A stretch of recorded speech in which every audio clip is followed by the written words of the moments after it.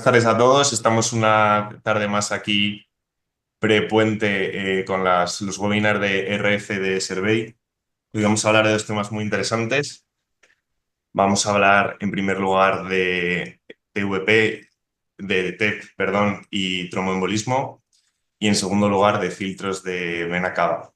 Luego al final, como estamos haciendo últimamente, comentaremos unos casos y podremos responder todas las preguntas que nos mandéis por el chat. Sí, Alfredo, si quieres presentar al primer ponente. Sí, bueno, tenemos el lujo del primer ponente, a un conocido por todos, creo yo, dentro de la CERVEI, el doctor Juan José Champi, que nos va a dar una pequeña, un overview sobre el TEP desde lo más básico que necesitas saber como fellow y como staff junior a cosas más avanzadas a tener en cuenta. Si quieres empezar, Juanjo. Pues buenas tardes a todos. Voy a poner aquí, voy a compartir pantalla con ustedes y vamos a empezar de una forma práctica, ¿no? Bueno, lo que voy a contaros, ¿no?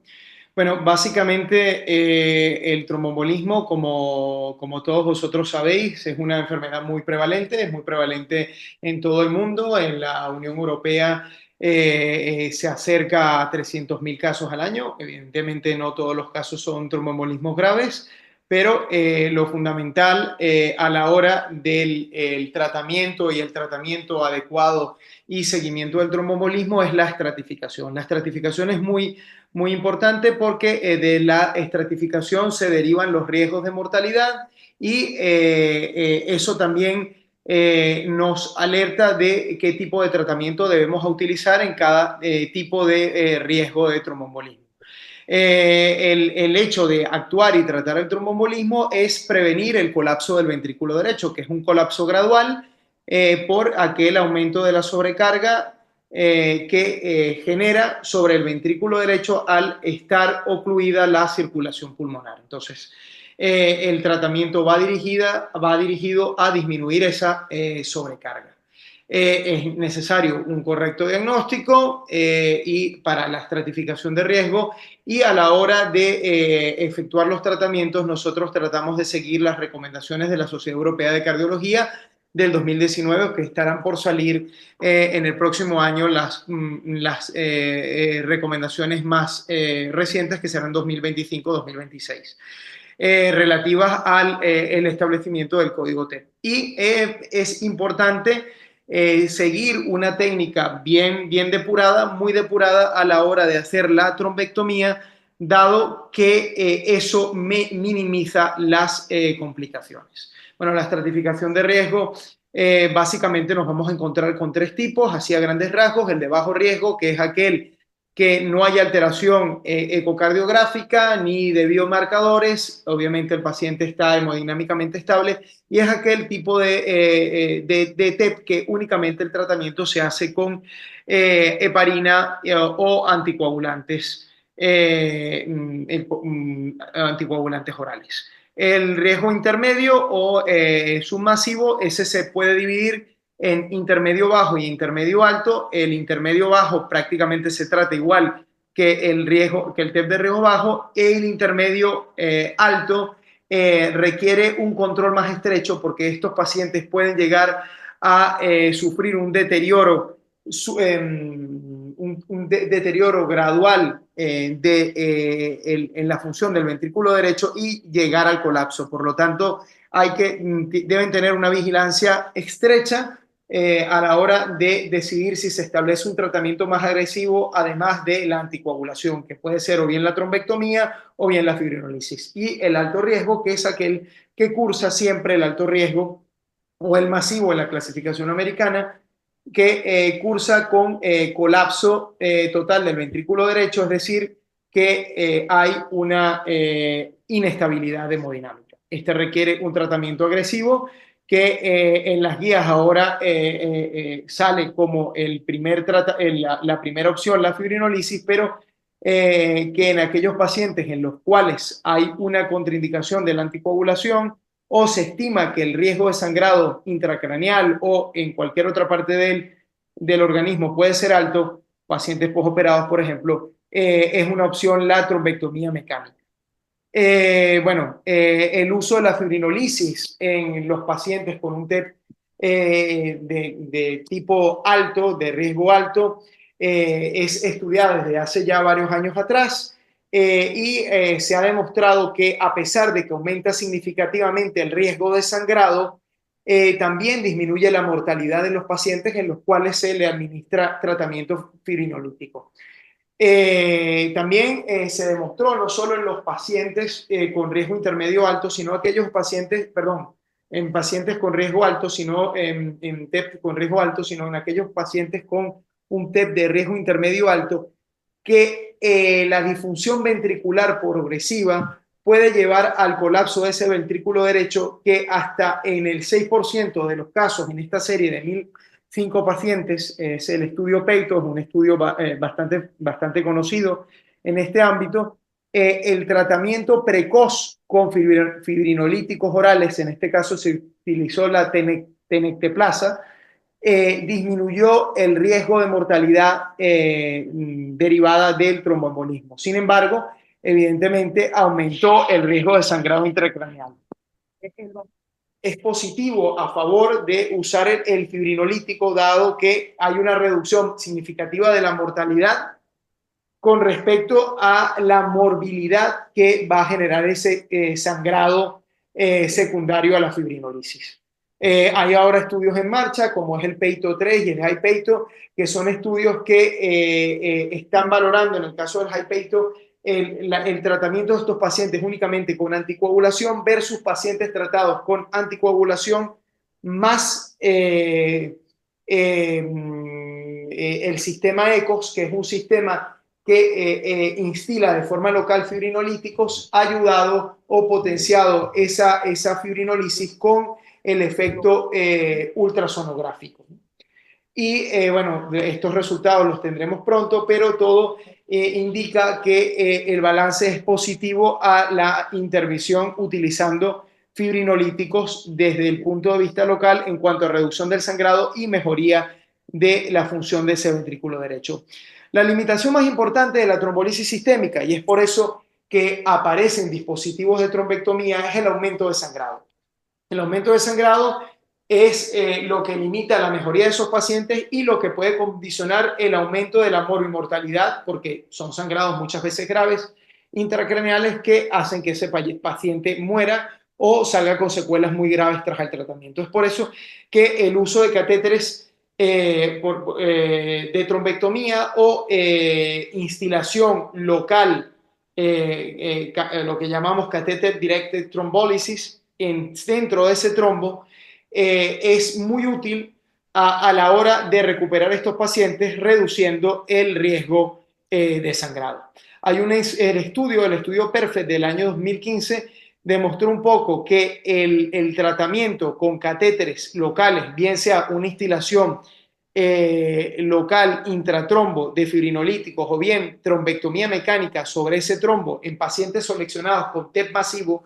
Aquí utilizo la terminología masivo porque era un estudio hecho con terminología americana. El masivo es el equivalente al de alto riesgo y el submasivo al del riesgo intermedio alto. En 101 pacientes que se utilizó el tratamiento local, es decir, trombectomía mecánica o fibrinolisis local, es decir, con un catéter dentro de ese trombo, se disminuyó significativamente la mortalidad por la trombectomía, se disminuyó la presión en la arteria pulmonar, con la disminución de la sobrecarga del ventrículo derecho y la estabilización hemodinámica en aquellos casos de TEP de alto riesgo, disminuyendo significativamente las complicaciones. Como veis, el sangrado mayor intracraneal fue igual a 0 y el sangrado intraabdominal también igual a 0. Por lo tanto, bueno, nosotros como otros centros hemos decidido establecer, aquí está, bueno, nuestro algoritmo que no se ve, lo voy a detallar más adelante rápidamente, de funcionamiento a la hora en la cual por urgencias llega un paciente con un tromboembolismo. Se hace una selección de aquellos pacientes con TEP de riesgo intermedio alto y riesgo alto, y son aquellos pacientes a los cuales de alguna manera se les ofrece tratamiento. Evidentemente a los TEP de riesgo bajo o riesgo intermedio bajo, el tratamiento que se les da es la anticoagulación, ¿vale? Todos los pacientes, independientemente del riesgo, se tratan con heparina o anticoagulación, ¿vale? Eso es el tratamiento base de cualquier paciente.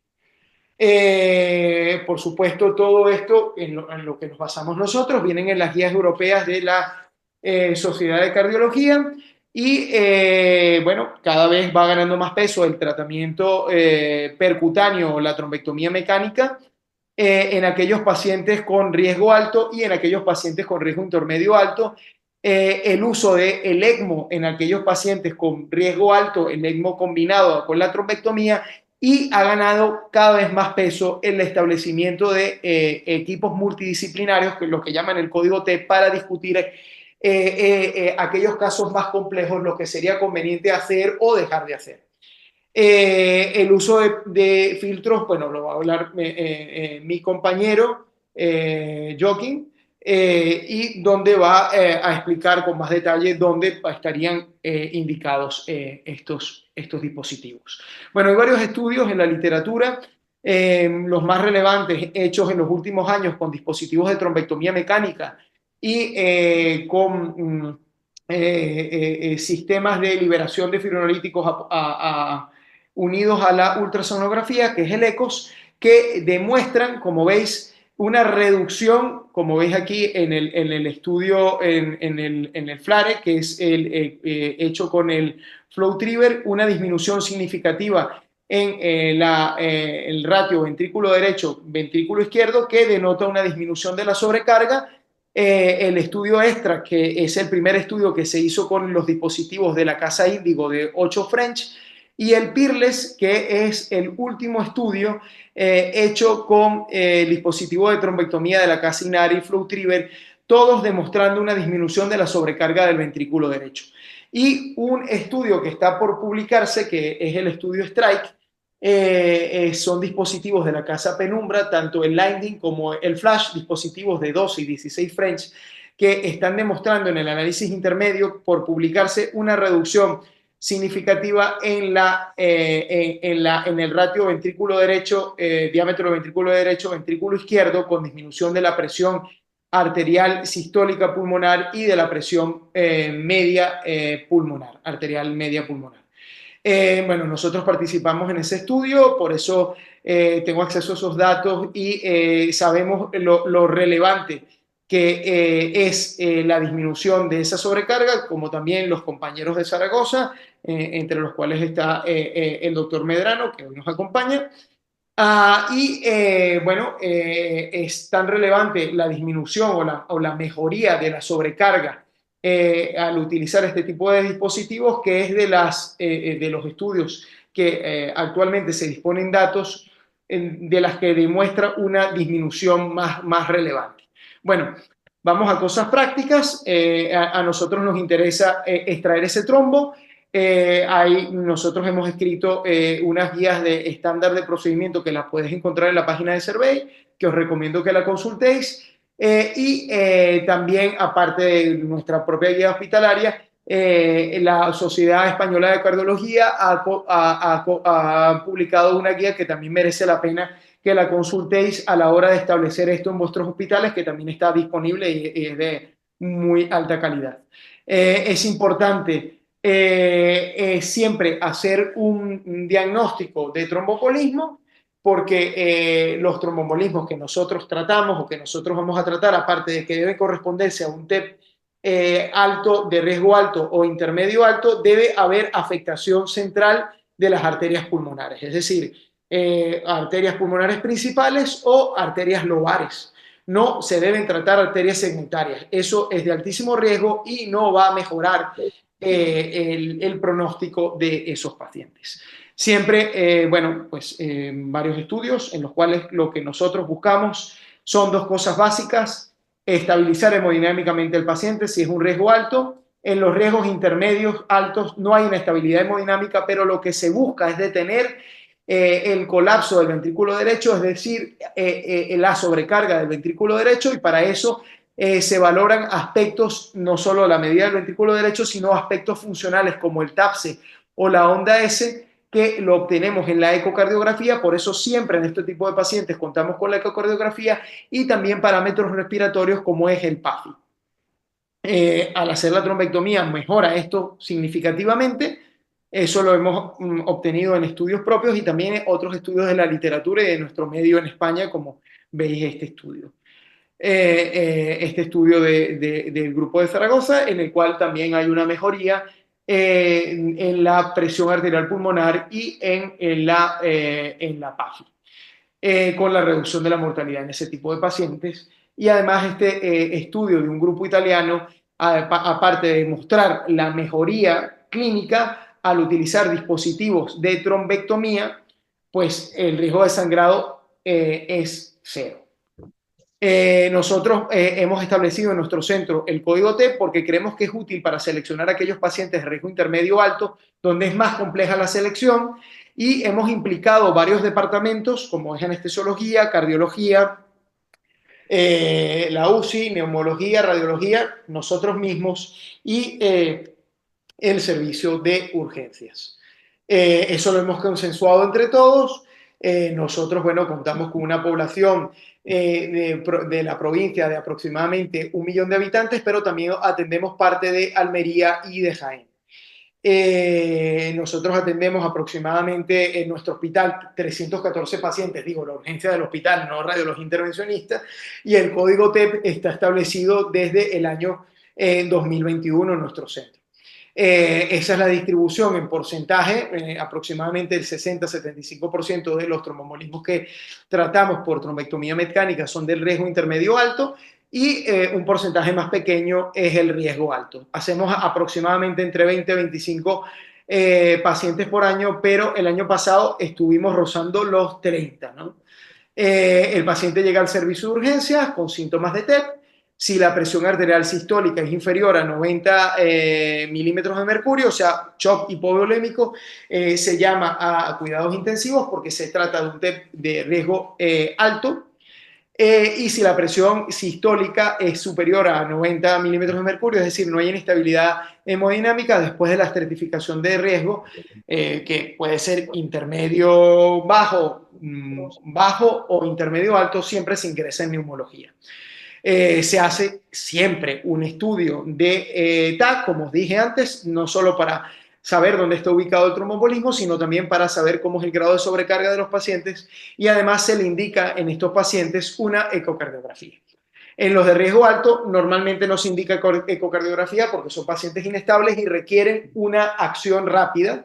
Los pacientes están bajo soporte vasoactivo con drogas inotrópicas. El CT demuestra una afectación central y esto se puede optar por una fibrinolisis sistémica, esto lo decide el intensivista, puede haber mejoría o no. Sin embargo, si hay contraindicación o no mejoría, después de la trombolisis sistémica se puede hacer una trombectomía mecánica. En el caso del riesgo intermedio alto, digamos el panorama es diferente. Estos pacientes, bueno, se hace el diagnóstico, se discute el caso por parte del equipo de código TEP.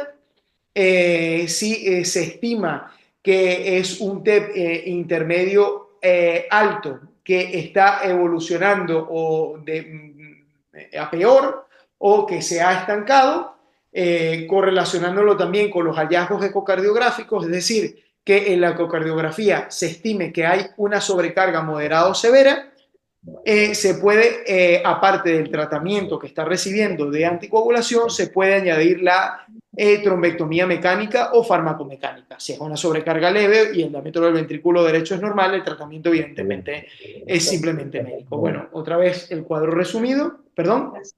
¿Me decís algo? Hola, hola. Hola. No, Juanjo. Vale, vale.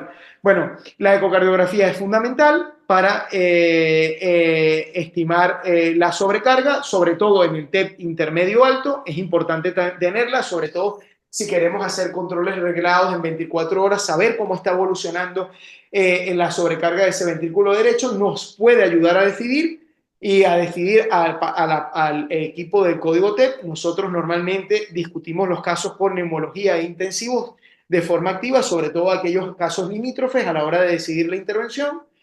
Y es importante, una vez que se decide hacer la intervención, contar con elementos básicos sobre nuestra mesa, que uno es el pigtail angulado, ¿vale? Es fundamental para acceder a la arteria pulmonar. También podemos utilizar un pigtail estándar combinándolo con la guía de Terumo, con una guía, perdón, hidrofílica, tipo Terumo, es la que utilizamos nosotros, pero hay que tener mucho cuidado que esa guía no pase entre el anclaje de las válvulas, porque puede producir lesiones. Por eso siempre es importante acceder únicamente utilizando el pigtail angulado.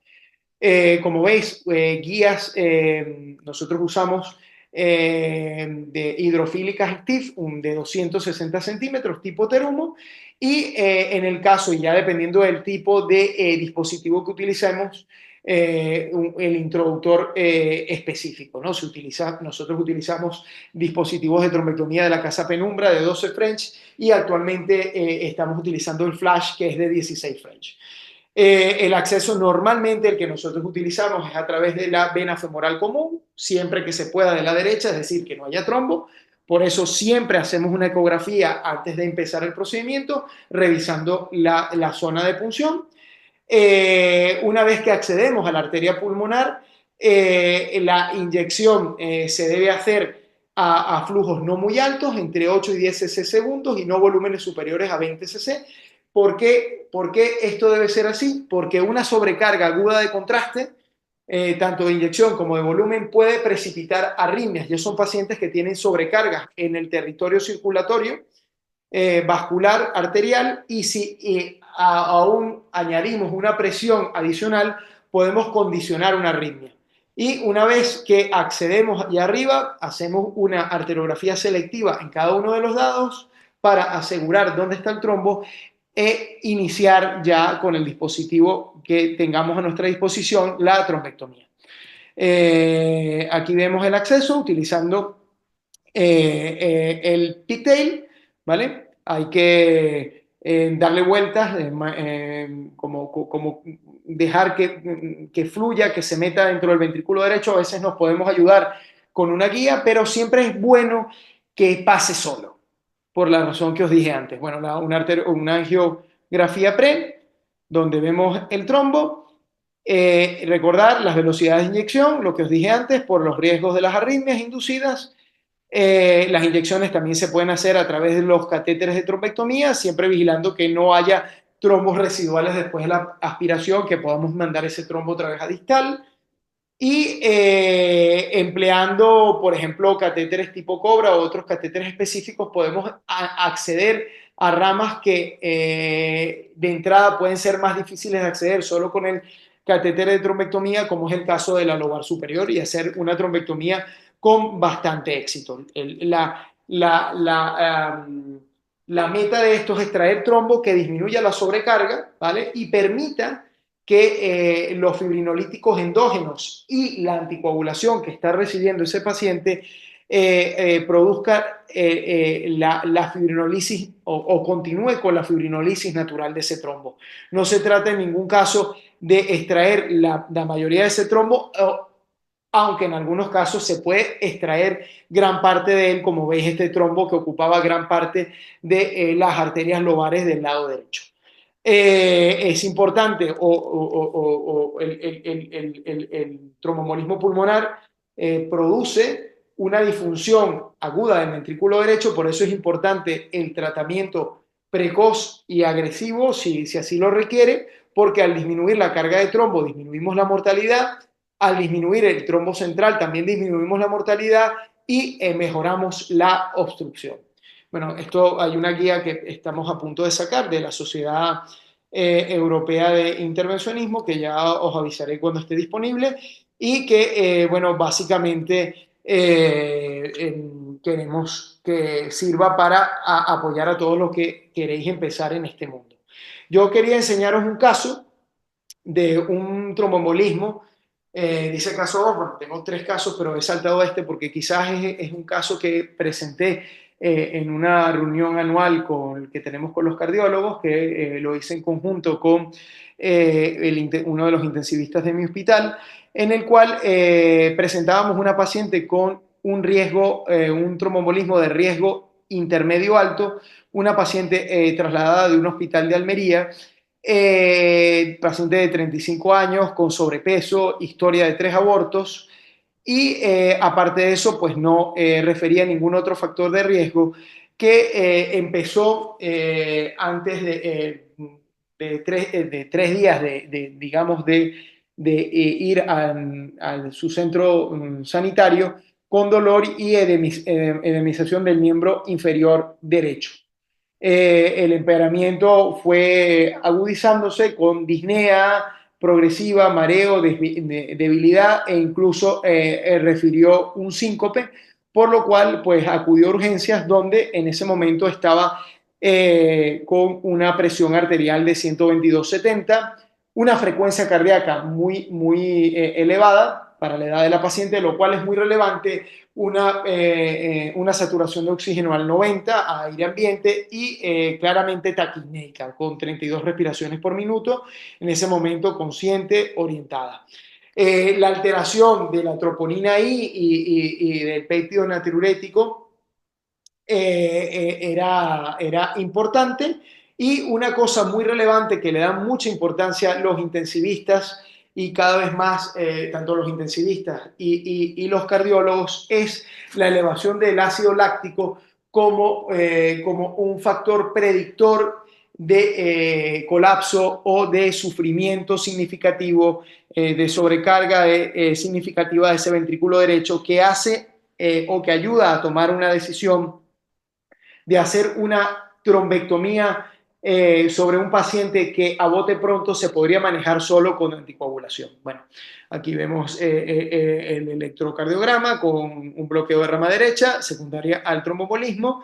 Se le hace una ecocardiografía a pie de cama en la unidad de cuidados intensivos, donde se ve un aumento de tamaño del diámetro significativo del ventrículo derecho con 48 milímetros, o sea, un ratio ventrículo derecho, ventrículo izquierdo de 1,44, o sea, una elevación importante, con un aplanamiento septal. Esto es un signo significativo de sobrecarga del ventrículo derecho, y un TAPSE muy deprimido. El TAPSE es el movimiento en el eje del corazón del ventrículo derecho con las contracciones. El valor normal se encuentra en torno a 18-22, y aquí vemos que es de 12. Y una presión arterial pulmonar de 58 milímetros de Hg, que también de mercurio, que también está elevada.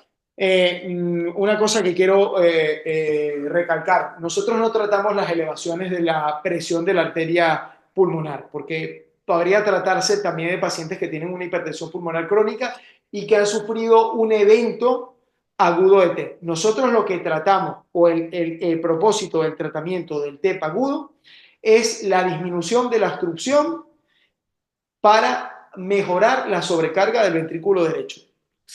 Tan simple y tan sencillo como eso. No tratamos las elevaciones de las presiones pulmonares. Si es una elevación aguda secundaria al tromboembolismo, una vez que corrijamos la sobrecarga, o sea, al reducir trombo, esa presión irá disminuyendo gradualmente. Y si no, si está enmascarada una presión arterial pulmonar secundaria, una hipertensión pulmonar crónica, pues hay otro evento que se añade en este tipo de pacientes, ¿no? Bueno, a esta paciente se le hace un TAC en el cual se ve esa afectación central significativa, muy significativa. La paciente continúa estable, en este caso con 97% de saturación, pero ya con O2 en cánula nasal a 4 litros minuto, con una frecuencia respiratoria más controlada. Sin embargo, pues el ácido láctico continúa elevado, y el intensivista nos llama para discutir el caso, porque le parece que esa paciente, bajo su experiencia y la evolución que está llevando, tanto desde el punto de vista de la monitorización, frecuencia cardíaca, como también analítica, no es la más esperable. Entonces, bueno, pues después de hablar el caso, y es para esto lo que sirve el código TEP, porque de tomar esta decisión uno solo, una paciente que a bote pronto está estable, que la frecuencia cardíaca se ha corregido, que en fin, está saturando mejor porque le estamos dando oxígeno, a lo mejor pues tú puedes plantear pues esperar, pero claro, el caso de que exista un código TEP te permite valorar de una forma más integral un paciente que puede no ir bien, ¿vale? Y valorar íntegramente no solo factores mecánicos, sino factores analíticos, factores clínicos, y tomar una decisión que en este caso se llegó a plantear administrarle fibrinolisis intravenosa. Sin embargo, la paciente es un TEP intermedio alto, no hay inestabilidad, o plantear algo intermedio, que en este caso es una trombectomía mecánica. Intermedio, ojo, pero no que esté exento de riesgo. Es algo que hay que hacer con mucho cuidado porque las complicaciones, aunque pocas, son o pueden ser muy graves. Bueno, hacemos los pasos que os mencioné a continuación de acceso a la arteria pulmonar, y como veis ya, bueno, aquí os enseño ya la imagen con el dispositivo de trombectomía. Una vez que se ha hecho uno de los pases, ya enclavado en el trombo localizado en el lado izquierdo, en la arteria de la língula, iniciando o mostrando un paso intermedio de la trombectomía. También nos vamos al lado contralateral para cambiar al lado derecho, porque al lado izquierdo prácticamente el pigtail entra solo, es la vía natural de entrada, la arteria pulmonar izquierda. Al lado derecho a veces cuesta más meterse. Un truquito interesante es subir el pigtail hasta al cono de la pulmonar y con una guía de terumo ya en esa posición, que es muy seguro, dirigir como la cabeza del pigtail hacia el lado derecho y pasar la guía de terumo. Y de esa forma nos podemos meter muy fácilmente en la arteria pulmonar derecha para iniciar la trombectomía. Hacemos un análisis intermedio, o sea, una arteriografía intermedia para ver cómo vamos con ese trombo que va disminuyendo. Como veis, ya hay más perfusión distal. En esta paciente sacamos entre el 60 y el 70% del trombo. La paciente a las pocas horas, a las 6 horas, mostraba pues, un mejor estado general, con una presión arterial que continuaba siendo normal, como recordamos que estaba hemodinámicamente estable, pero ya vemos que el ácido láctico ha bajado más, la frecuencia cardíaca ya está casi en valores normales, y la ecocardiografía de control muestra ya una mejoría en la sobrecarga, o sea, la relación ventrículo derecho-ventrículo izquierdo, con la mejoría del TAPSE. Eso se apoya también en el TAC que le hicimos a las 48 horas para ver cómo era el resto de trombo, que como veis queda resto de trombo en el lado izquierdo todavía, pero sin embargo lo suficiente, se removió lo suficiente como para permitir una vascularización distal significativa y como para lograr una alta a planta de esa paciente y también hospitalaria, con una mejoría del TAPSE y una corrección prácticamente de la sobrecarga ventrículo derecho, ventrículo izquierdo. Tengo más casos, pero ya creo que me he pasado. Vamos a seguir, ¿no? Me los guardo para el final. No sé si os parece bien. Sí, muchas Continúo. gracias, Juanjo, por esta presentación que has concentrado. Yo sé que es muy rápido, muy resumido, No, pero es pero que todas las ideas fundamentales, la verdad es que me ha encantado. Muchas gracias por la presentación. El siguiente ponente es el doctor Joaquín Medrano, del Hospital Universitario Miguel Servet de Zaragoza, que cuenta con una amplísima experiencia en filtros de vena cava y además en explicarlos y en contarlos en distintos foros survey. Así que nada, muchas gracias, Joaquín, por estar. yo quería también decir algo de Joaquín. Para mí es un fenómeno, o sea, prestarle atención porque es un gran radiólogo intervencionista y en este tema en concreto es un fenómeno a nivel mundial, ¿eh? O sea y un maestro. Pues es una suerte que esté Joaquín hoy con nosotros, así que muchas gracias, Joaquín, cuando quieras. Hola, buenas tardes a todos. Muchas gracias a la organización por la invitación al evento, y muchas gracias también a Juanjo por esas palabras, que se nota que es amigo. No sé si me veis yo. ¿Me estáis viendo? Sí, se te ve, Juani. Sí. Sí, vale. Yo no os veo.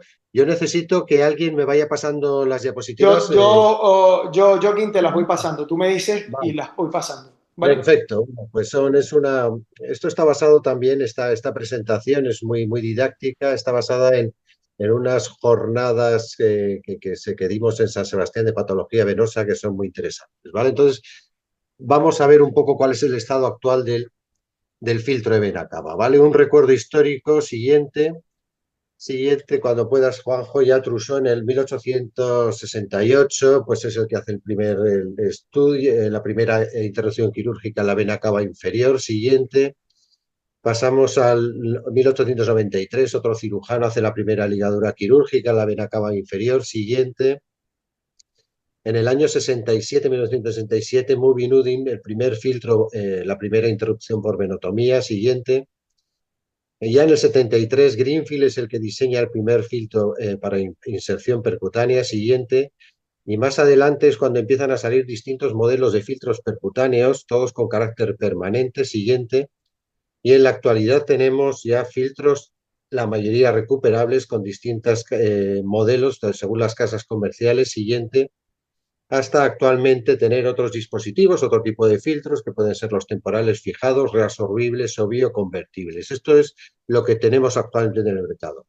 Siguiente, la situación actual. ¿Cómo tenemos los filtros? Pues que los filtros permanentes cada vez se implantan menos, dando lugar a la implantación de filtros no permanentes. Por ello, las potenciales indicaciones han aumentado y con ello, pues la colocación, cada vez se colocan más filtros. Siguiente, pero la retirada no está siendo en proporción a la colocación. Por eso tenemos que intentar colocar o aumentar las tasas de retirada. ¿Por qué? Porque ya sabéis que en el 2010 hubo un comunicado siguiente de la FDA donde transmite que los facultativos que colocan los filtros son los responsables en el seguimiento clínico y deben considerar la retirada tan pronto como sea posible, sobre todo cuando la protección del TEP no sea innecesaria. Por eso, todo este tema del filtro, tanto la colocación como la retirada, exige responsabilidad, exige comprobar que hay un cuerpo extraño en el cuerpo y no está exento de complicaciones, y al final veremos unas consideraciones especiales. Siguiente.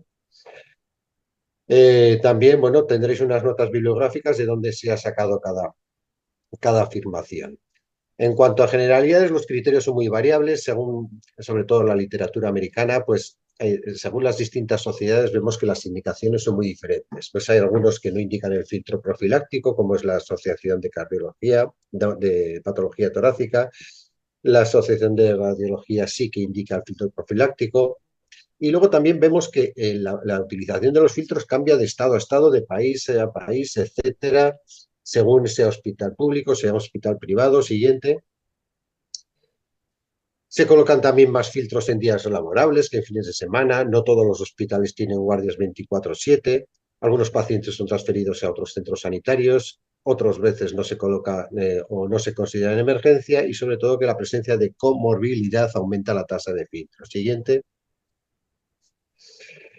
En cuanto a filtros y mortalidad, se han descrito claramente que disminuye la mortalidad en pacientes inestables con tromboembolismo pulmonar, pacientes estables con tromboembolismo pulmonar en mayores de 80 años, según la bibliografía que veis abajo, pacientes con enfermedad tromboembólica venosa con hemorragia mayor de los 3 primeros meses, pacientes inestables con tromboembolismo si son implantados en los 2 primeros días. Siguiente. Y filtros en pacientes con TEP complicado y que tienen otra comorbilidad como infarto de miocardio, insuficiencia respiratoria aguda, son con terapia trombolítica. Siguiente. Entonces, la situación actual, estábamos hablando de los filtros permanentes. Siguiente. Actualmente prácticamente no se colocan, aunque en algunos sitios siguen colocándose. Cuando hay complicaciones hay que retirarlos, y los sets o los materiales que se utilizan para la retirada son de los filtros retirables. Y en casos que son muy complejos, pues hay que derivarlos a sitios o centros con experiencia. Siguiente. Nuestro esquema actual. Siguiente. Estamos hablando que con todo ello las potenciales indicaciones han aumentado. Entonces, hay controversia, sigue habiendo controversia. Siempre hay unas indicaciones estándar, que es la enfermedad tromboembólica venosa con contraindicación de anticoagulación. Hay otras indicaciones ampliadas, que son la enfermedad tromboembólica venosa sin contraindicación de anticoagulación y otras profilácticas. Siguiente. Por eso hay diferencia hay unas indicaciones absolutas, que son las que conocemos todos. Siguiente. Unas indicaciones relativas, que son, digamos, otros les llaman las ampliadas, pues ahí podemos incluir el filtro Iliocava, el tromboflotante, la dificultad de establecer anticoagulación terapéutica, en los casos que se hace trombolisis, etcétera. Siguiente. Y unas indicaciones finalmente profilácticas, ¿vale? Que son sobre todo pacientes quirúrgicos o prequirúrgicos, etcétera, como veremos luego. Siguiente. De ahí que haya diferencias entre las distintas asociaciones, ya sea a nivel europeo o americano, ¿no? Hay unas indicaciones muy absolutas y otras, la mayoría, son relativas y algunas de las ampliadas. Por eso que veis que hay mucha variabilidad. Siguiente. Entonces, nuestra indicación nos dice quién coloca el filtro. Coloca, bueno, pues normalmente, siguiente, lo de colocar el radiólogo intervencionista, es decir, en las unidades de intervencionismo o de radiología intervencionista hay familiaridad con estas técnicas y materiales, se habla del contexto de intervenciones de la enfermedad tromboembólica venosa, no solo la colocación de filtro, sabemos manejar las complicaciones, tenemos mejor calidad de imagen, resultamos más baratos y muchas veces no necesitamos de presencia anestesista. En cambio, el cirujano, pues entre la menor protección de la protección, menor calidad de imagen, menor familiaridad con muchos de los materiales, tanto para la colocación, retirada como complicaciones, y bueno, pues todo eso hace que las tasas de efectividad sean menores. Siguiente. En cuanto a la colocación, no hay muchas diferencias significativas, pero sí en cuanto a la retirada. Hay más éxito en unidades de radiología intervencionista, con más tiempo de escopia en cirugía, más complicaciones y más costes. Siguiente. Es necesario conocer a la hora de implantar un filtro las variantes anatómicas que puede haber en la vena cava inferior. Siguiente, hay que saber cómo es la anatomía normal, cómo podemos ver una vena cava inferior izquierda. Siguiente, una vena cava inferior doble. Siguiente, la mega cava, cuando estamos hablando de más de 28 milímetros. La vena, por favor, la vena renal izquierda circumaórtica o siguiente, la retroaórtica. No me voy a extender en cada una de ellas, pero sí que hay que considerarlas como variantes importantes a la hora de colocar un filtro. También es importante saber que la vena cava inferior no es completamente como una circunferencia, como un círculo. Entonces se han estudiado en distintas publicaciones, sobre todo por escáner, bueno, pues que la variabilidad y la morfología, que bueno, pues realmente la completamente esférica, no, de círculo, circunferencia, es muy baja, es un 3%, ¿no? Entonces hay muchas variabilidades anatómicas en cuanto a la anatomía de la vena cava, que hay que tener en cuenta a la hora de colocar el filtro. Siguiente. También se han hecho estudios en voluntarios sanos a la hora de los cambios que puede haber en la vena cava en la inspiración y expiración. Entonces, bueno, pues hay que tenerlo en cuenta tanto a la hora, sobre todo, más importante a la hora de colocar que a la hora de retirar el filtro. Siguiente. Entonces vemos que los cambios que hay en inspiración lo que hace es una contracción de la vena cava en cuanto a longitud de la vena cava inferior suprarrenal y un ensanchamiento de la infrarrenal. Entonces, por eso es importante tenerlo en cuenta a la hora de colocar el filtro. Siguiente.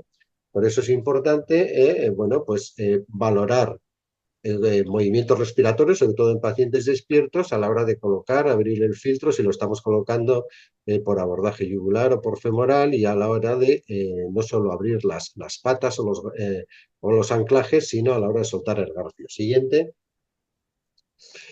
Entonces, también hay que saber que no solo la variante anatómica, sino que puede haber otras indentaciones, otras compresiones de la vena cava inferior por osteofitos, por aneurismas de aorta, que bueno, todo puede influir a la hora de valorar la colocación del filtro. Siguiente.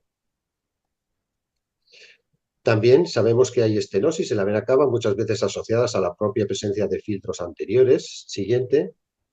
Entonces, todo eso tenemos que colocarlo. El filtro, bueno, pues la técnica estándar la suele decir el fabricante, que no es el objetivo de esta charla, y hay que valorar siempre pues la radiación, el coste, la dificultad técnica. Suele ser un procedimiento bastante seguro, la dosis de radiación suele ser muy baja y el tiempo de fluoroscopia casi puede ser menor de los 3 minutos. Siguiente. Se han descrito colocaciones de filtro especiales, solo guiado por ecografía, siguiente, incluso algunas por modelos en 3D en algunas unidades de cirugía. Siguiente.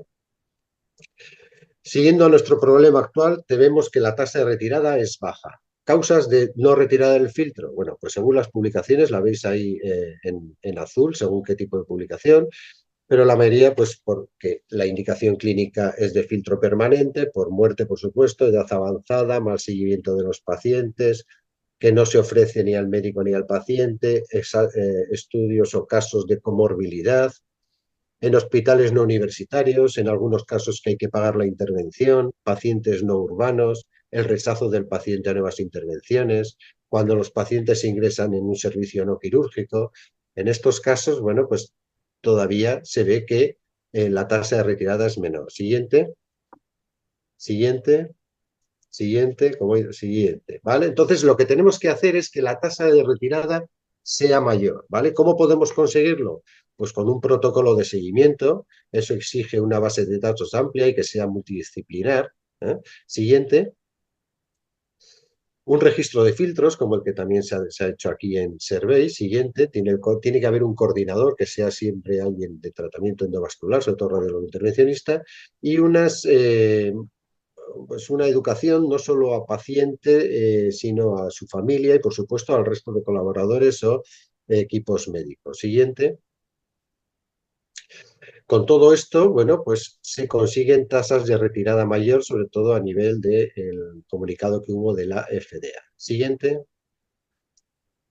Cuanto más tiempo de permanencia en el filtro, pues mayor riesgo de complicaciones. Siguiente. Que la anticoagulación previa no aumenta las complicaciones. Siguiente. Que, bueno, pues que hay veces que pensamos a priori que la retirada del filtro puede ser complicada por la presencia de extremos fuera de la cava y no siempre es así. Siguiente. Y que, bueno, pues que hay veces que hay que considerar llevar la retirada del filtro a centros de referencia. Siguiente. Hay veces, bueno, pues que es necesario un control de imagen, a veces escáner, no siempre es necesario, pero bueno, nos puede predecir el grado de dificultad. Siguiente. Pero que veáis que no siempre es así, porque se retiran filtros incluso con más de 20 años. Siguiente. Técnicas de retirada no es el objetivo. Ya sabéis que hace poco también se presentó en Granada un estudio muy completo, pero hay que saber, yo por lo menos no sé, hago tres subgrupos, ¿no? Las estándar, las avanzadas y las extremas. Las estándar que pueden realizarse en una unidad de radiología intervencionista, que simplemente es seguir las instrucciones del fabricante, cuando utilizamos simplemente catéteres Pigtail de doble curva y lazo. Siguiente. Una técnica avanzada, cuando se utilizan, bueno, pues uno o dos abordajes, calibres mayores, utilización de catéteres balón, dobles lazos, etcétera.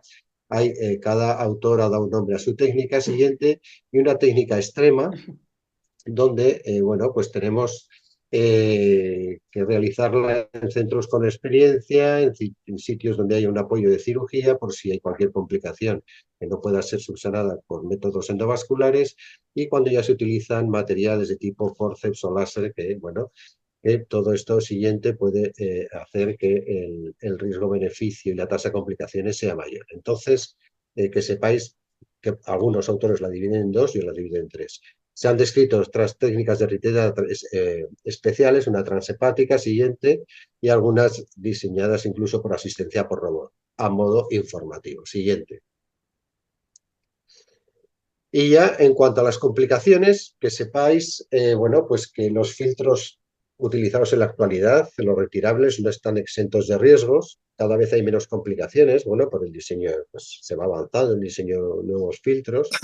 Muchas complicaciones asintomáticas y sobre todo no se publican, ¿eh? Y la mayoría de las complicaciones se pueden y deben ser manejadas en unidades de radiología intervencionista, ¿vale? Entonces, la frecuencia de estas complicaciones puede aumentar en las próximas décadas, sobre todo dada la baja tasa de retiradas y por eso hay que conseguir mayor retirada. Siguiente. ¿Qué tipo de complicaciones podemos tener? Pues podemos tener complicaciones en tres momentos. En el momento de la implantación, en el momento de la posimplantación y en el momento de la retirada. En la implantación siguiente podemos tener problemas de acceso vascular, los clásicos. Siguiente, problemas del propio filtro, siguiente, como pueden ser pues, problemas de angulación, que se ven casi todos menos en el tipo de Bernés, que prácticamente ya no se utiliza. El problema es que disminuye el poder de filtrado, puede aumentar el riesgo de TEP y puede dar más complicaciones. Siguiente, los filtros cónicos, bueno, pues a veces puede dificultar coger el garfio por estar adherido a la cava inferior en el momento de retirada y puede favorecer su perforación. Siguiente. Podemos utilizar introductores curvos que pueden implantarse por vena femoral o a veces utilizar guías rígidas que nos modifican parcialmente en algunas venas cavas muy anguladas y nos pueden ayudar para disminuir esta complicación. Siguiente. Problemas de migración, sobre todo cuando hemos visto, por ejemplo, en problemas de megacavas de mayor de 28 milímetros. Siguiente. O problemas de la apertura incompleta, que puede ser por defecto del filtro, como tuvimos aquí un caso, por defecto del operador o por trombosis en la vena cava inferior. Siguiente. También, pues, el propio operador, porque puede colocarlo en un lugar incorrecto, como se han descrito, que no todos lo describen cuando los ponen incorrectamente, pero se han descrito colocaciones de filtro en la vena gonadal, en la mesentérica, en la aorta, en el canal espinal. Siguiente. Eso, siguiente, porque esto estamos hablando de venas ováricas. Siguiente, y problemas de orientación. Hay pacientes o hay operadores que han colocado el filtro en dirección contraria, en sentido opuesto, y bueno, pues lo único que puede hacer es pues, que no filtra bien y que pueda haber dificultades en la retirada. Siguiente. Las complicaciones pueden aparecer también en el posimplantación. Siguiente, como puede ser la migración del filtro. Siguiente, se han publicado casos como migración de filtro arteria pulmonar cardíaca, que puede ser con distintas complicaciones cardíacas, desde el taponamiento a ser potencialmente letal. Y el tratamiento muchas veces es endovascular y a veces requiere el tratamiento quirúrgico. Siguiente. Los filtros en vena cava superior también tienen más posibilidad de migración cardíaca, hay que recordarlo. Siguiente. Casos de perforación, sobre todo pues, un filtro cuando está más de 3 milímetros fuera de la vena cava inferior se considera que está perforando, puede dar una complicación inmediata o a largo plazo. Los mecanismos a veces, bueno, pues porque la aorta está también latiendo al lado de la vena cava y a veces puede favorecer esa perforación. Siguiente. Otros casos, entonces, bueno, lo que hay que saber es que el tratamiento puede ser endovascular o quirúrgico y que los filtros precisan siempre un seguimiento por imagen. Siguiente. La rotura puede producirse, puede ser total o parcial, con fragmentos embolizables. Siguiente. Incluso hay un caso pues, que es una expectoración de fragmentos de filtros de 5 centímetros después de 8 años de su colocación. Siguiente. Y problemas de trombosis. Ya puede trombosarse la vena cava inferior, que está descrita hasta en un 2,3%, que puede ser tanto aguda como crónica, con el riesgo de tromboembolismo. Siguiente. Y trombosis venosa profunda, ¿vale? O sea que hay veces que puede ser por el propio filtro o por las anticoagulaciones, ¿vale? Y siguiente, también las complicaciones en la retirada. Bueno, pues desde una fístula arteriovenosa, sobre todo con la arteria renal derecha por la proximidad de la vena cava inferior, está descrito. Siguiente, una rotura podemos tener como complicación. Siguiente, la rotura del filtro, puede producirse en el momento de la retirada. Siguiente, la rotura de la vena cava inferior, no es tan improbable. Siguiente. Los casos que se han descrito, bueno, pues han sido con maniobras avanzadas y, bueno, pues algunos se trataron, los dos de ellos, con un taponamiento con balón durante tiempo prolongado. Siguiente.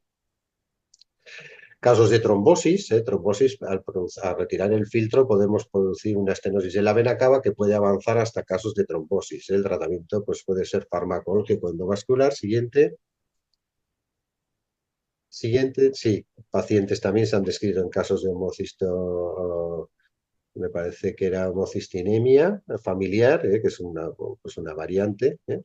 Y luego también podemos tener salida de material, es decir, por extracción incompleta del filtro y que queden distintos fragmentos del filtro que bueno, pueden requerir un tratamiento endovascular o a veces tratamiento quirúrgico. Siguiente. Y ya unas consideraciones especiales, bueno, pues hablar dos palabras del filtro cuando se coloca en vena cava superior. Las indicaciones son muy pocas, pero bueno, pues que sepáis que tiene más riesgo de migración cardíaca y que luego la extracción suele ser más complicada. Entonces, bueno, yo personalmente, bueno, pues lo hemos colocado, pero pueden tener alta incidencia de malposición, angulación o perforación. Siguiente. Bueno, pues hay algunos autores que han tenido casos de 13 pacientes con buen resultado, pero yo creo que se necesitan más casos o más estudios para la colocación del filtro en vena cava superior. Siguiente. En cuanto al filtro y el cáncer, bueno, pues saber que muchas veces están asociados los pacientes oncológicos con la necesidad de filtro. Entonces, que sepáis que, bueno, en resumidas cuentas, que cuando un paciente oncológico precisa filtro de vena cava inferior, indica severidad y mal pronóstico. Siguiente. Que algunos autores observan un aumento de riesgo en los pacientes neopláicos, pero estamos hablando de una comorbilidad asociada. Entonces, hay algunos pacientes en estos casos oncológicos que se implantan en pacientes que no tienen contraindicación de anticoagulación y algunos también, bueno, según el grado de morbilidad, pues a largo plazo. Siguiente. El filtro en edad pediátrica, encontré algunos artículos, bueno, pues algunos hablan de 618 filtros en un hospital que colocaron. Se colocan sobre todo en hospitales de adultos, se colocan por tromboembolismo y suelen ser muy, muy raros. Siguiente. En cirugía bariátrica no está claro el beneficio del filtro retirable. Siguiente. Algunos hablan de peor pronóstico, mayor tasa de trombosis, mayor estancia hospitalaria, más precios. Siguiente. Y que están, bueno, pues que hay que considerar en casos muy especiales, pero no está claro. Siguiente. En la cirugía de cadera tampoco está claro, como indicación profiláctica previo. Entonces hay que saber que es un cuerpo extraño no exento de riesgo. Siguiente. Siguiente. Algunos lo han utilizado. Siguiente. También en neurocirugía. Entonces, bueno, pues que en estos casos es donde está más descrito que los filtros llegan a tener un carácter permanente en vez de retirable. Siguiente, y en cuanto a filtro en el embarazo, pues algunos lo han descrito también como profiláctico en algunos pacientes con alto riesgo previo, pero ojo, porque la hiperpresión durante el expulsivo puede hacer que el propio filtro migre a cavidades cardíacas. Siguiente. Siguiente. Hay algunos casos, pues ya veis, con 16 publicaciones he visto, con 43 casos. Las condiciones son limitadas y está asociado pues, a más riesgo de perforación de vena cava inferior o trombosis, ¿vale? Entonces hay que individualizar los riesgos en cada paciente. Siguiente, bueno, esto es algún tipo de filtro que se colocó, algunos que son fijos, es decir, que están unidos al catéter sin estar el filtro suelto en la vena cava inferior, como el que veis en la imagen. Siguiente. Siguiente. Ese es el tipo de filtro que se puede ver en la imagen, ¿vale? Siguiente. Ideas finales para llevarnos a casa, que no quiero extenderme más. En pacientes bien seleccionados, con adecuado seguimiento, el filtro previene el tromboembolismo, potencialmente fatal, con baja tasa de complicaciones. El radiólogo intervencionista es el que ha de liderar tanto el manejo de los filtros, que es y siendo el responsable de la colocación y retirada de los mismos. Los beneficios de la colocación deben valorarse con los riesgos en cada paciente y las técnicas de retirada pueden constituir, para mí, de las intervenciones más agresivas que realizamos, con mayores riesgos. Y, por supuesto, pues que en casos extremos hay que valorar la posibilidad de remitir a centros con experiencia. Muy bien. Siguiente. Muchas gracias a todos por vuestra atención. Bueno, muchas gracias, Joaquín y Juanjo, por vuestras charlas y por compartir vuestra experiencia con todos nosotros. Creo que hemos aprendido mucho del tratamiento del TEP y de la indicación de cuándo colocar un filtro, ¿no? Es un procedimiento que a veces los clínicos nos piden mucho sin mirarse muy bien el paciente, pensando que es un procedimiento inocuo, que es rápido, pero ya hemos visto que tiene bastantes complicaciones. Hay un par de preguntas en el chat. Nos preguntan, ¿cómo se maneja el acceso vascular con el paciente anticoagulado o con trombolisis? Empiezo yo, empiezas tú. No, No hay ningún, bueno, el acceso vascular, básicamente, el paciente anticoagulado no hay ningún problema. Incluso utilizando punciones, me imagino que está preguntando en el caso del manejo de la trombectomía en el tromboembolismo o una trombectomía de una TUVP, me da igual. Se puede comprimir. Nosotros utilizamos dispositivos de 16 French y retiramos el introductor al final del procedimiento con pacientes plenamente anticoagulados, incluso algunos con mínimas dosis de fibrinolíticos, y no tenemos ningún caso de sangrado ni siquiera de hematoma significativo. También con las mismas llaves de 3 pasos, se puede hacer una compresión sobre la zona de punción, o sea, es que explicarlo así de forma verbal es más complejo, pero es simplemente una compresión sin más en la zona de punción. Pero vamos, con una compresión manual de 10 minutos suele ser suficiente, incluso con dispositivos de 16 French.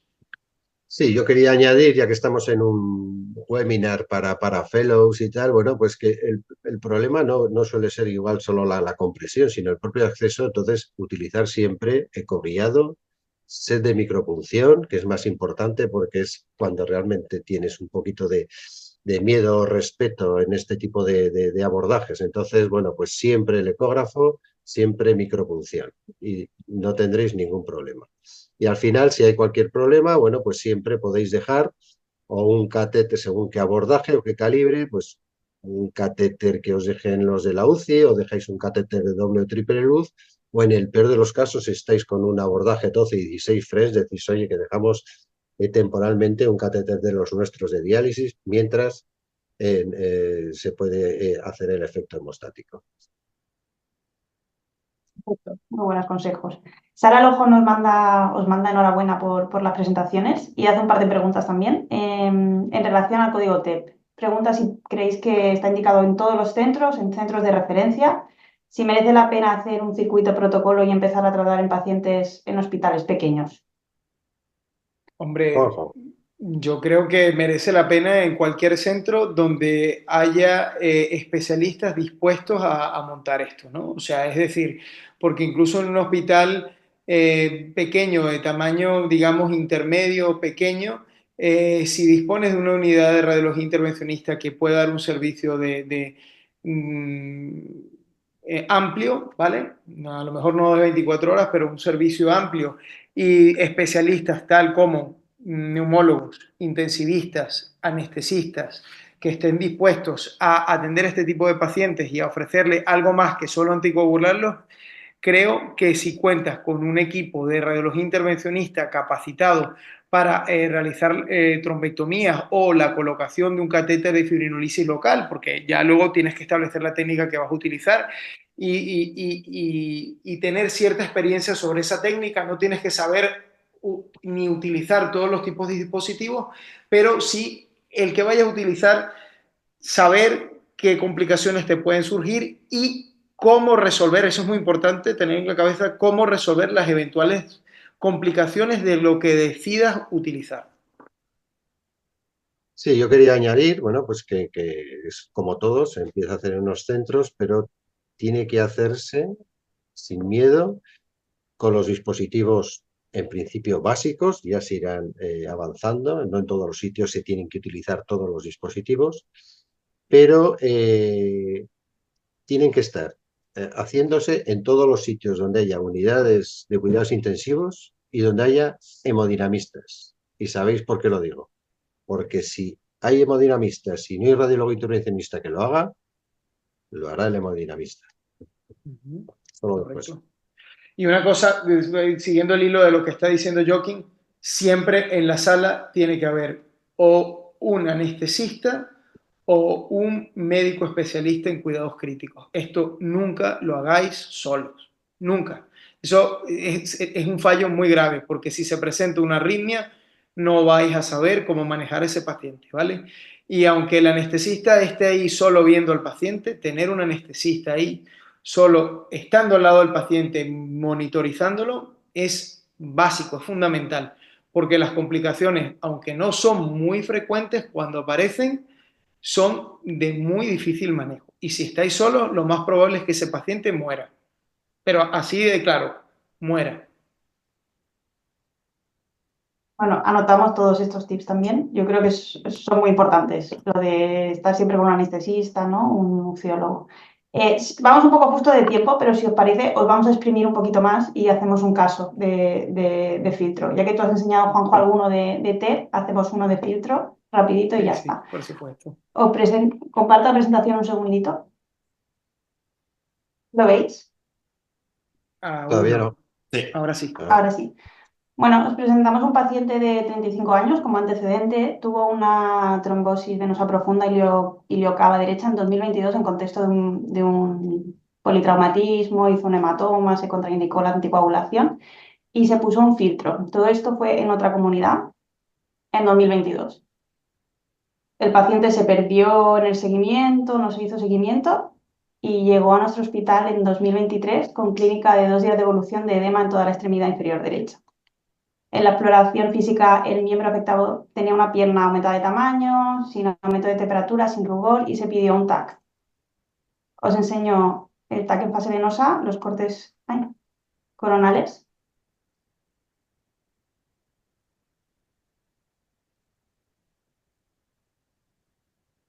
ujú. y el axial.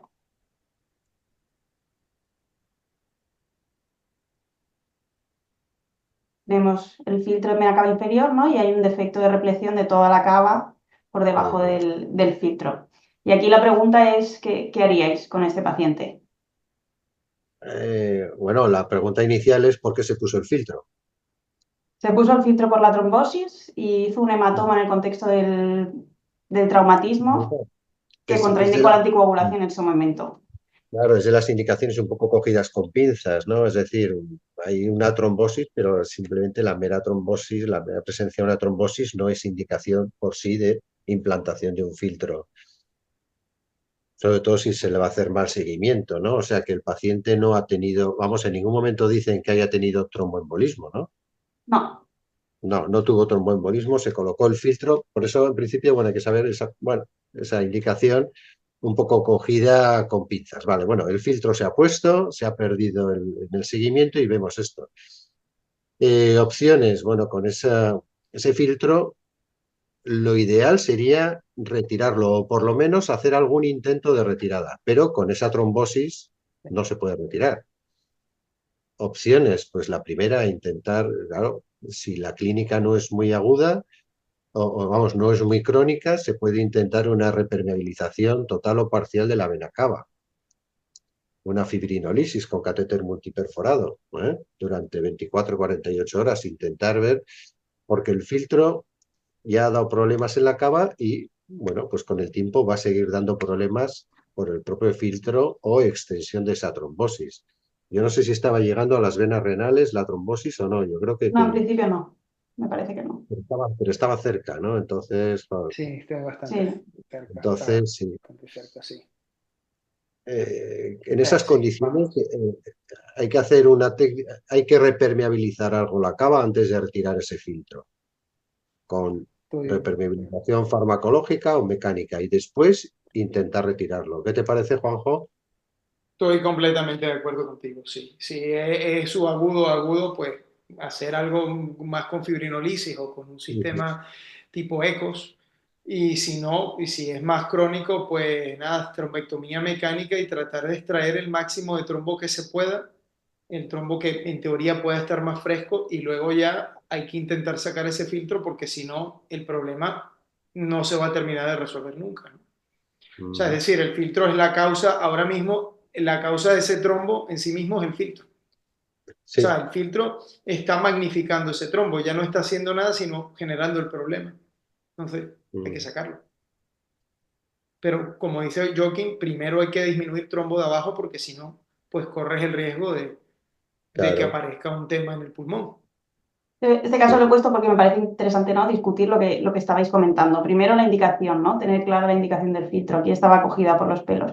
Segundo, el seguimiento. Este paciente se perdió el seguimiento, nadie pensó en que llevaba un filtro, ¿no? O Pues sea, eso es yo muy creo que lo más importante lo que comentabas. práctico, y es una cosa que yo creo que los fellows y los residentes se tienen que llevar a casa, que es lo que decía Joaquín en su presentación.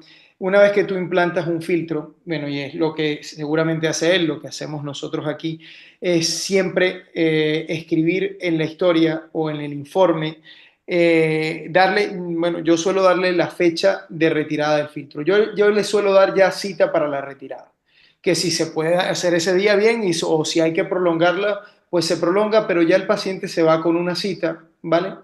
De tal forma que te asegura que ese paciente, ese seguimiento, no se va a perder, porque esa cita luego la coloco en el calendario, en nuestro calendario de trabajo, y ese paciente siempre lo vamos a tener en mente. Y si esa cita se llega o necesita más tiempo ese filtro, pues ya cambias la cita, pero siempre tienes controlado eso, porque lo que decía Joaquín, si tú pierdes el seguimiento de estos pacientes, la responsabilidad es tuya, tú has puesto eso es un material que pones tú, o sea, tú lo tienes que sacar, es como, o sea, es tu indicación, es tu forma de tratamiento, como un internista, pues pone una droga para tratar, tú pones el filtro, entonces si no lo quitas, pues pasa esto, se puede romper o puede perforar la cava.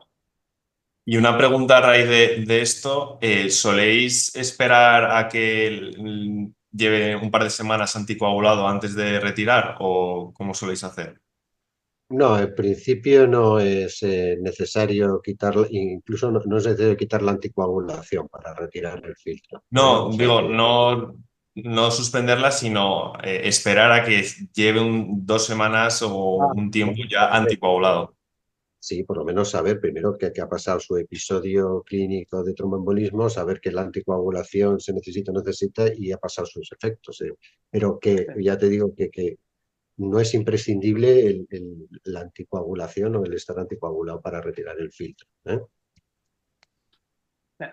Nosotros, de hecho, no la suspendemos. O sea, es decir, la retirada se mantiene, pero efectivamente, normalmente nosotros citamos la retirada al mes y aproximadamente. Con eso es tiempo más que suficiente de saber que la anticoagulación que está recibiendo funciona o no funciona y si lo va a necesitar más o menos tiempo. Entonces, es un tiempo más que suficiente y que te limita las complicaciones a la retirada porque cuanto antes lo retires, menos riesgo de no retirada tienes con ese filtro, ¿no? Aunque como también decía Joaquín, los materiales cada vez son mejores y cada vez nos encontramos con filtros que llevan 2 años, 3 años puestos y los podemos retirar. Filtros que no proceden de nuestro centro, pero proceden de otros centros y nos encontramos con esto porque yo creo que ahora mismo, de verdad, es intolerable que un filtro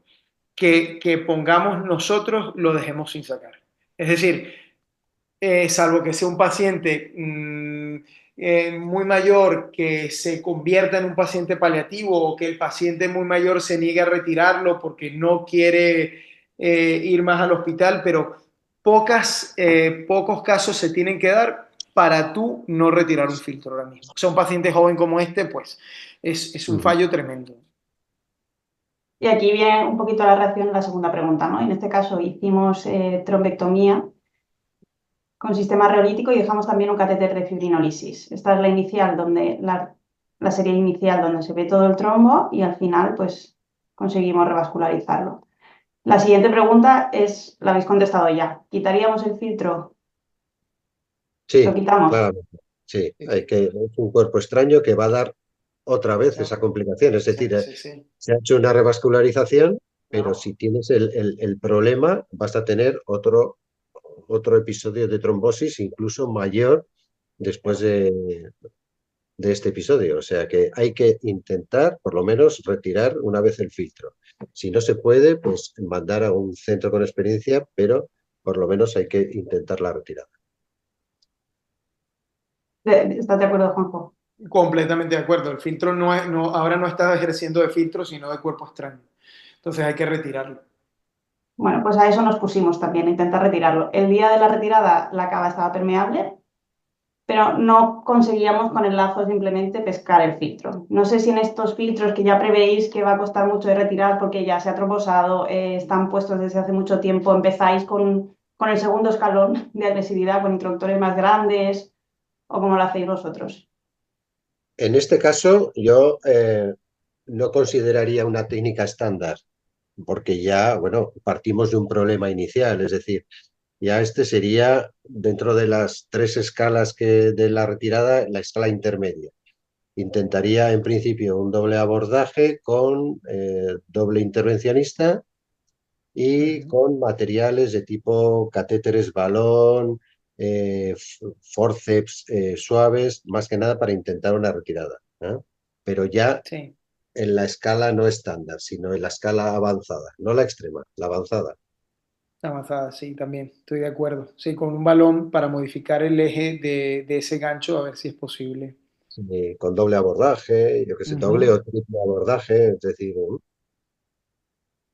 Bueno, y este caso sigue teniendo miga porque fue muy difícil la retirada. Yo creo que los procedimientos más largos en los que he estado y que más he sufrido son en las retiradas difíciles. En este se caso pasa. no lo enganchábamos con el lazo, hicimos, bueno, yo no estaba en este procedimiento, hicimos un lazo con la terumo, lo pescamos así y tirando se medio giró.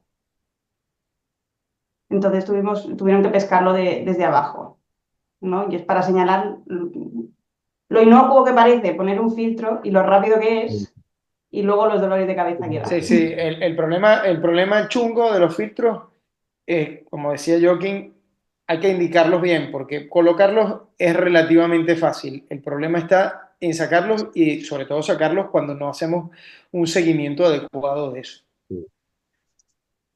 Ya yo, vamos, lo he nombrado en la charla, es decir, la retirada del filtro impone respeto y es para mí, de lo más agresivo que hacemos a nivel de grandes venas. O sea que eso de estar a ciegas manipulando en la vena cava, que ves que el paciente en el momento que tú estás haciendo un poco de presión siente algo, dolor ahí que no se le pasa, lo pasas mal, porque no sabes si esa Sí, microperforación o perforación que puede tener clínicas se ve realmente o no. Entonces, son para mí intervenciones con mucho respeto. Y por eso, como son intervenciones con mucho respeto, como dice Juanjo, hay que tener respeto también y consideración a la hora de colocarlos. Pues creo que nos quedamos con ese mensaje, ¿no? Para cerrar. Ya nos hemos pasado un poquito de tiempo, tenemos más charlas, pero lo vamos a dejar aquí, si os parece. Muy bien, muchas gracias pues a todos por vuestra invitación. De verdad que espero que os haya sido útil esto. y desde aquí, desde Zaragoza, lo mismo, ¿eh? Mm. Saludos a todos y en especial a mi amigo Juanjo, ¿eh? Un Nos beso. vemos. Muchas gracias. Adiós. Sí. Bueno, Hasta muchas gracias luego. a ambos, a Juanjo y a Joaquín. Solo recordar que en mayo no hay directo porque tenemos nuestro congreso Survey en Pamplona. Mucha ilusión de verlos a todos. Y en junio tenemos un directo en conjunto con la CIDI, que es la Sociedad Iberoamericana de Intervencionismo. También mucha ilusión con ese webinar que estará muy bien. Y gracias a todos por participar. Muy bien, gracias a Gracias. vosotros. Gracias, nos Que vaya vemos. muy Gracias. bien. Hasta Hasta luego. luego.